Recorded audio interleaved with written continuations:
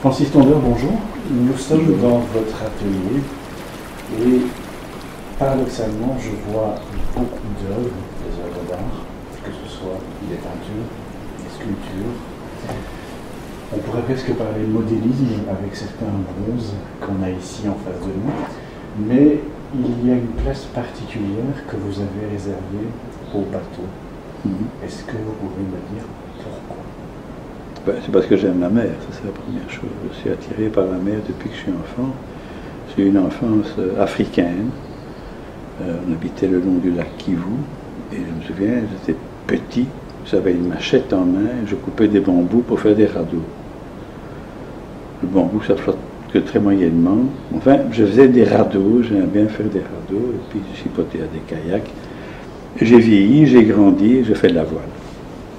Donc il n'y a pas beaucoup de raisons que je ne sois pas intéressé dans mon métier à réaliser des bateaux. Des bateaux qui coulent, hein. Chez moi, ce n'est pas des bateaux qui flottent. Hein. Tout ça, c'est fini. Et puis aussi, c'est que la mer, c'est un monde tellement extraordinaire. Quand on navigue, vraiment naviguer pour faire de longues étapes, on voit ce rythme circadien qui apparaît, le jour, la nuit, les étoiles, le soleil, les tempêtes, on a froid, on est mouillé, on a faim. Enfin, tout ça, c'est un cycle tellement merveilleux par rapport à notre petite vie journalière dans une ville qui sent mauvais, où on se bouscule, on est pressé dans notre monde. Donc, je suis vraiment amoureux. Je n'ai pas dit que je suis amoureux de mes bateaux, hein. Moi je suis amoureux de la mer. Qui dit bateau dit forcément voyage. Vous voyagez à la fois dans vos propres constructions, mais au sens propre du terme, vous voyagez effectivement avec un bateau qui, lui, ne coule pas. Non, ça c'est vrai. Mais à propos de construction des petits bateaux, apparemment vous aimez, vous savez que ces bateaux ont été réalisés dans ma baignoire. Alors, je faisais des grandes plaques en cire, avec une certaine épaisseur. Je prenais des bains très chauds, je mettais ces plaques de cire dans la baignoire, et c'est là, dans l'eau, que je formais mon bateau. Donc ces bateaux sont nés dans la flotte. Et alors, ce sont des pièces uniques, parce qu'il n'y a pas de moule. Je portais mes cires, parce que je sais plus ou moins comment fonctionne une fonderie, j'avais les bonnes épaisseurs, et le type mettait les grappes, les égouts, etc., pour que ça puisse fonctionner en cire perdue. Mais donc, j'étais souvent bousculé à la maison parce que la cire collait sur la baignoire. Donc c'était une espèce de baignoire horrible. Mais j'adorais, je prenais des bains, j'avais mes mains comme les vieilles dames, tout à fait recrapotées, mes pieds, ma peau, enfin bon. Mais donc ces bateaux sont nés dans l'eau. Voilà. Donc c'est quand même pas mal, je trouve. Maintenant ils sont nés, ils sont en bronze et ils coulent. Est-ce qu'on peut parler d'épave pour les bateaux que nous allons exposer au Camp Culture? Oui, ils sont formellement en point. Mais il y a deux raisons. La première raison, c'est que moi je les ai maltraités et le fondeur les a maltraités aussi. C'était un fondeur qui était jeune, il a mal coulé, il a eu des erreurs, et je le vois encore, je travaillais au Planquet à ce moment-là, je faisais les portes de la communauté française. Et il est venu atterrir, il dit, écoute, j'ai pas de moule, ce sont des pièces uniques, c'est loupé, il y a des trous dedans, puis j'ai été voir, j'ai dit, mais c'est magnifique, exactement ce que je voulais, t'étais plus loin que moi.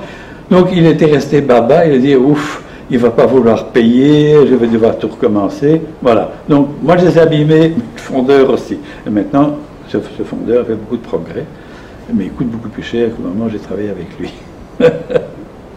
Revenons à cette notion de voyage. Vous pratiquez la voile, vous avez navigué, vous continuez à naviguer.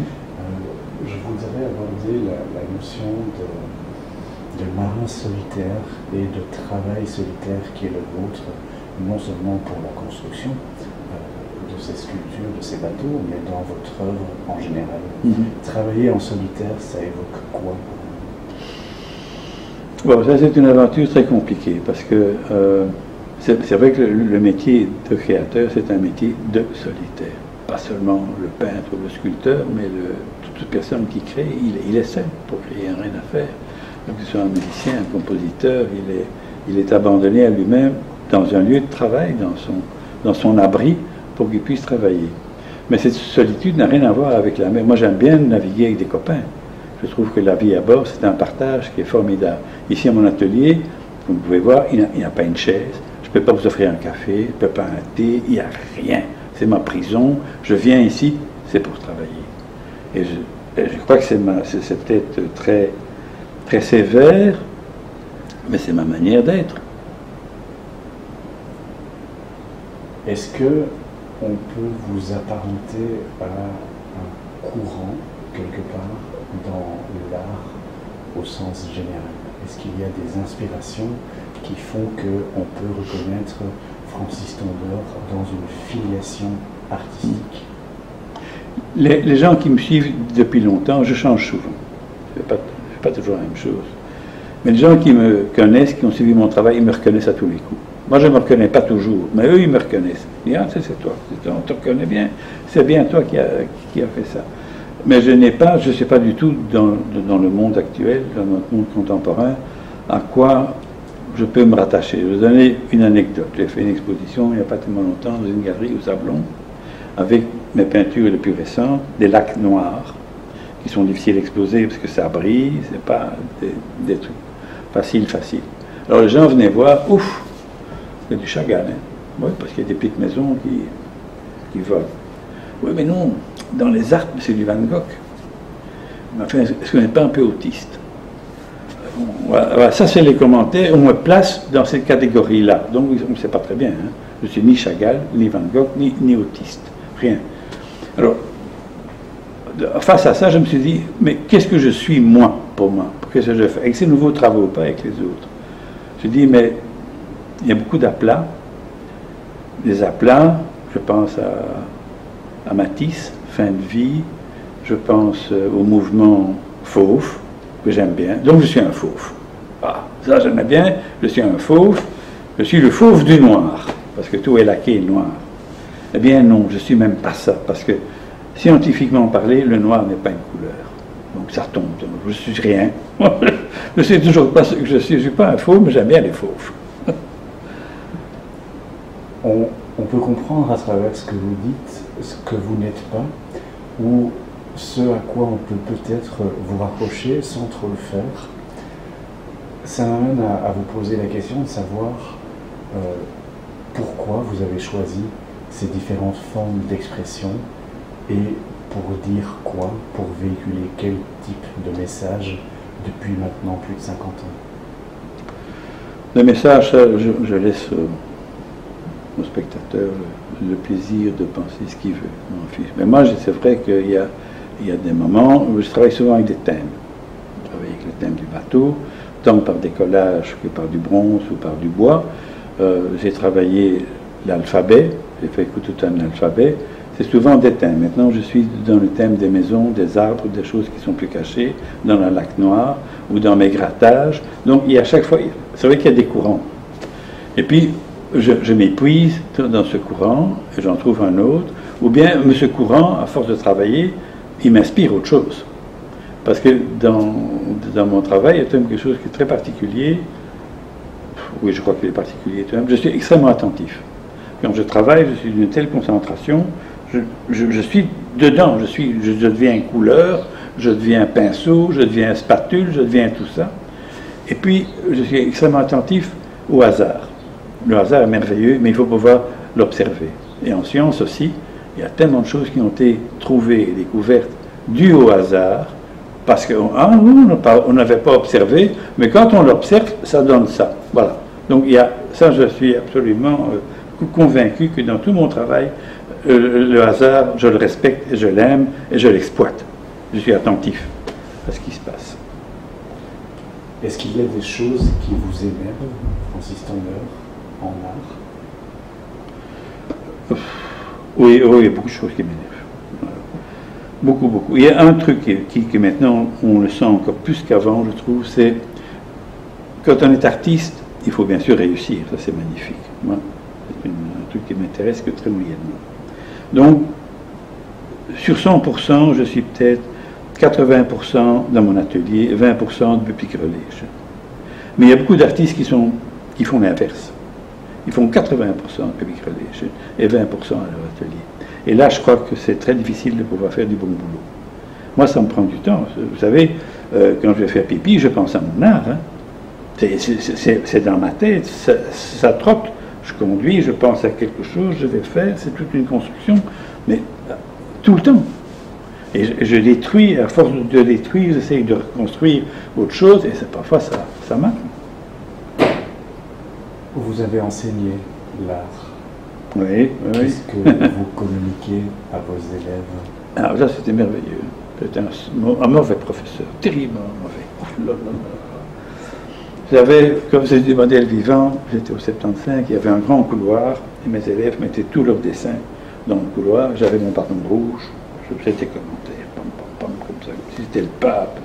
Mais en fait, je démolissais beaucoup, mais chaque fois que je démolissais, je me donnais l'obligation de reconstruire avec l'étudiant. Je lui disais pourquoi je n'aimais pas, mais loin, fort. Et puis à partir de ça, je disais, bon, mais on va modifier, on va rechanger. Donc il y avait les deux, le côté négatif et le côté qui était positif. Que va-t-on construire ensemble?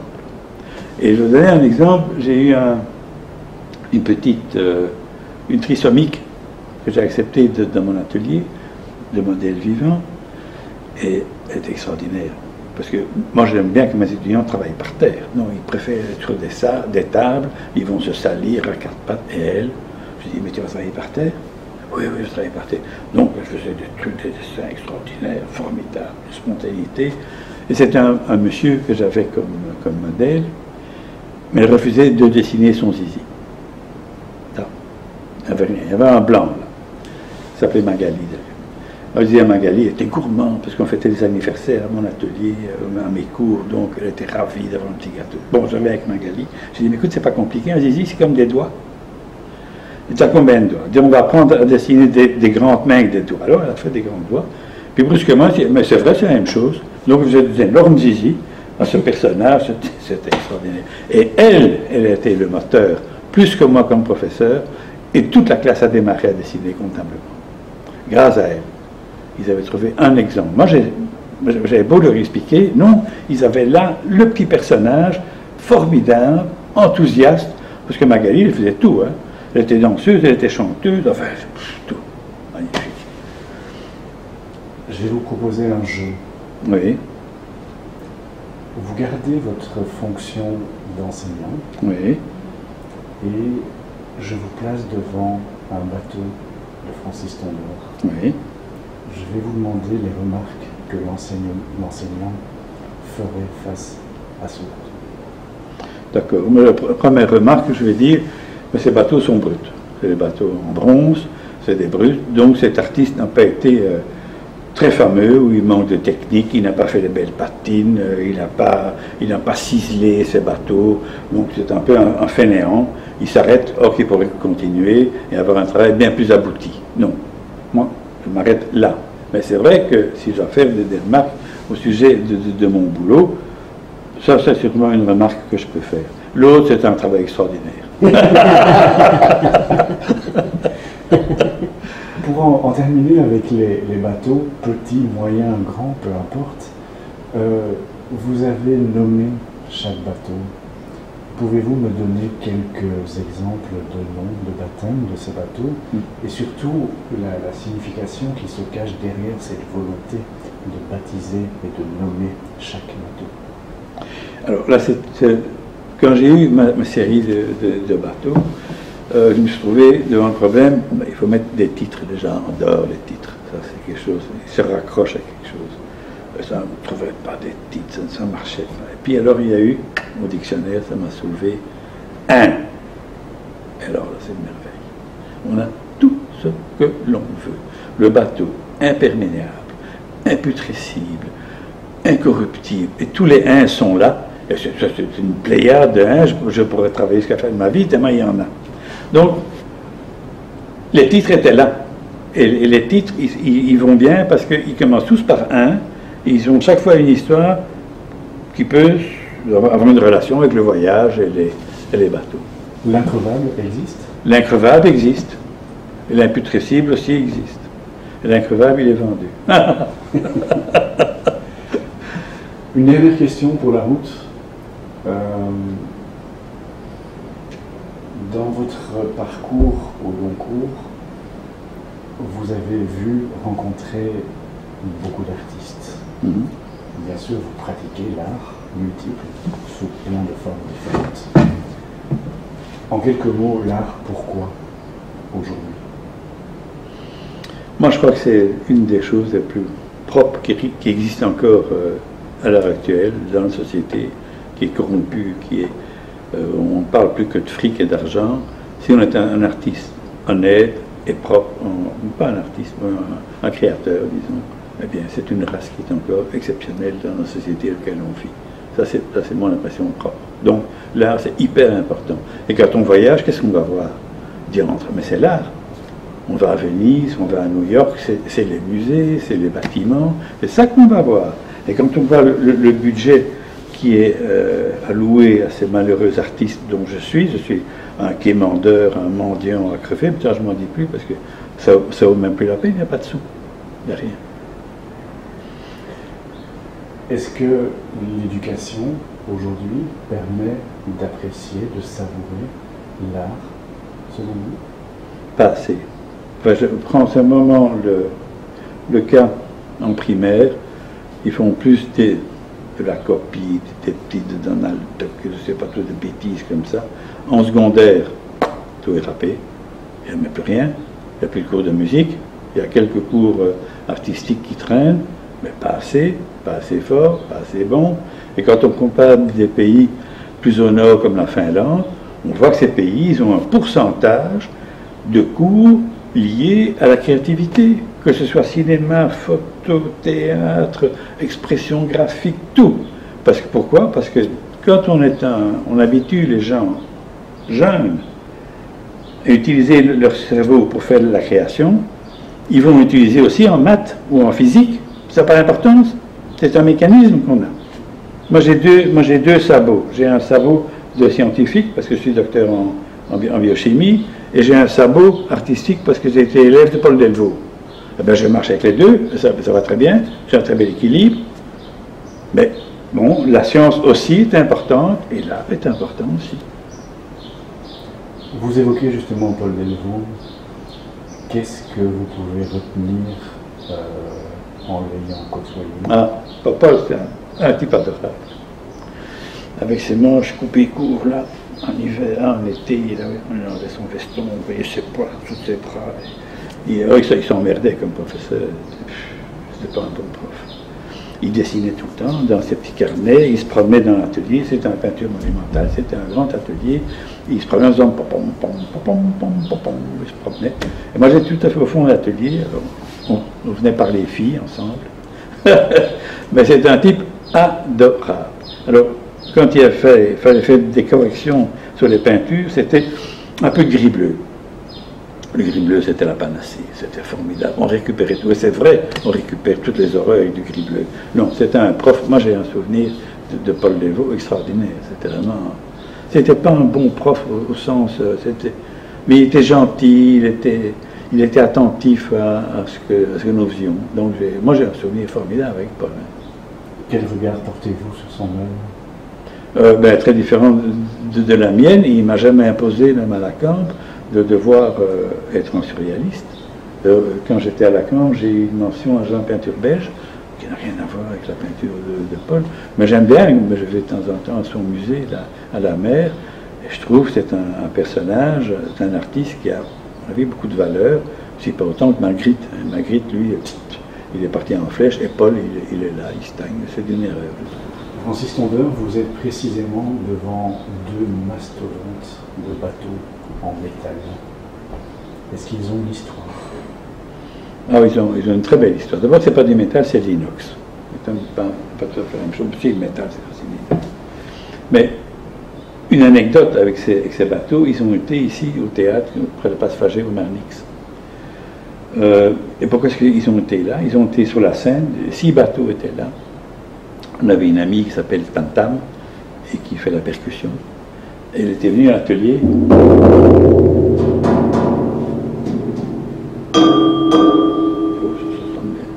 Ça sonne. Alors, elle était ici plusieurs journées dans l'atelier et elle avait mis des marques pour se rappeler des sons. Donc elle était sur scène et c'était petites baguettes et tout son truc. Moi, j'étais pas, malheureusement.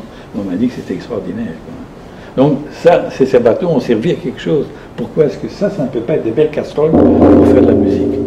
Alors, l'origine de ces bateaux, c'est une amie et un ami qui avait un très beau voilier et le réservoir fouillé. Donc, ils ont jeté 2 ou 3 réservoirs. Et moi, j'ai dit, mais on ne va pas acheter ça tout de même. Moi, je vais faire des bateaux avec ça. Donc, j'ai eu un départ. Nous, c'est le hasard. C'était jeté, mais quand on observe, on dit, on ne va pas acheter ce bazar, c'est un extraordinaire, c'est quasi une forme d'un bateau. Donc, il y en a 2, je ne sais plus lesquels, ça pourrait être celui-ci, sûrement pas l'autre. L'autre, là, je sais que je l'ai construit, mais ça pourrait être que celui-ci qui était réservoir. Voilà, et puis on a fait une carcasse autour.